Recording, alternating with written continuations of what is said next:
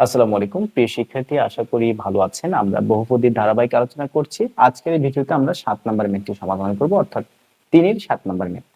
তো বলা হচ্ছে যে k এর মান কত হলে 3x² - kx + 4 = 0 সমীকরণের একটি মূল অপরটির 3 গুণ হবে। একটি মূল অপরটির 3 গুণ হবে।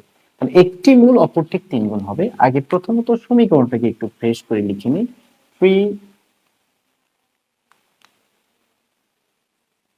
3x² - kx + 4 = 0 এই সমীকরণের একটি মূল অপরটির 3 গুণ হবে k এর মান কত হলে।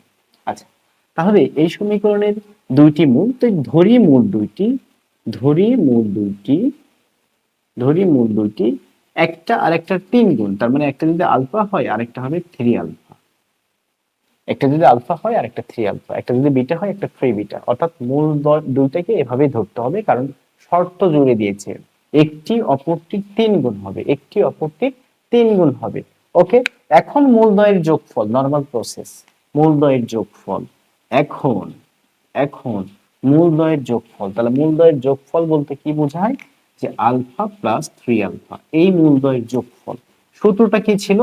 সূত্র ছিল মাইনাস উপরে এক্স এর সহগ নিচে এক্স স্কোয়ারের সহগ, মাইন্ড ইট, মাইনাস এক্স এর সহগ কে আছে বলেন? মাইনাস কে আছে, মাইনাস কাউন্ট করতে হবে। এক্স স্কোয়ারের সহগ কে আছে? 3 আছে। এক্স স্কোয়ারের সহগ কি আছে? এখানে 3 আছে। মাইনাসে মাইনাসে প্লাস k/3, আর এই দুটোকে আমরা যোগ করে পাচ্ছি 4 আলফা। তাহলে আলফা সমান আমরা পাচ্ছি k/3 4 12।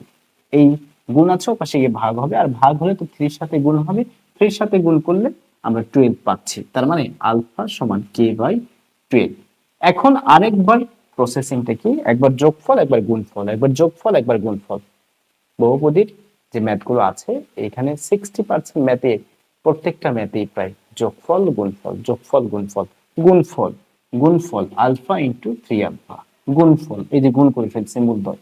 তাহলে গুণফলের সূত্র কি ছিল? c/a, অর্থাৎ ধ্রুবক বাই a।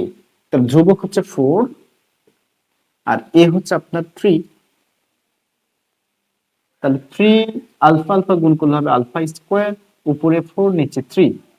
তাহলে 3 আলফার জায়গায় আমরা এটাকে বসাবো k/12, তার উপরে পাচ্ছি স্কোয়ার সমান 4/3।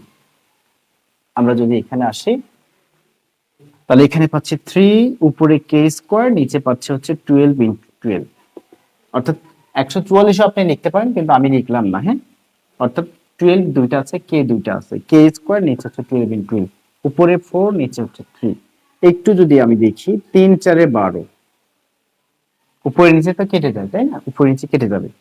এরপর আমি যদি দেখি 3 4 12, নিচে নিচেও কেটে যায়, এগুলো জানতে হবে।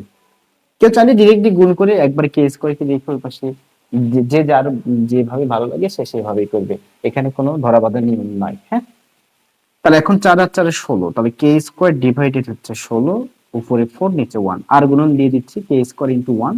তবে কে স্কোয়ার ইন্টু 1 হলে কে স্কোয়ার, আর এটাকে যদি আমরা গুণ করি 4 ইন্টু 16, 4 16 64 হয়। আর 4 16 64 একবার লিখবো, হ্যাঁ 64 একবার লিখে ফেলি। তাহলে কে সমান হচ্ছে প্লাস মাইনাস রুট হচ্ছে 64, আমরা জানি প্লাস মাইনাস 8। 64 কে রুট করলে আমরা পাচ্ছি, তাহলে কে এর মান প্লাস 8 হতে পারে, মাইনাস 8 হতে পারে। সেই ক্ষেত্রে এই সমীকরণের একটি মূল অপরটির 3 গুণ হবে। এটাই হচ্ছে আমাদের অ্যান্সার। তাহলে কি, প্রথমত যোগ একটা আলফা একটা 3 আলফা, যেহেতু বলে দিছে একটি অপর 3 গুণ, এরপরে যোগ করার পরে এখান থেকে আলফার মানটা বের করে রাখা হয়েছে, দেন মূলদ্বয়ের গুণফল। একটু বাংলা কথা করে লিখে নেবেন, যে উপরে লিখবেন মূলদ্বয়ের যোগফল, এখানে লিখবেন মূলদ্বয়ের গুণফল।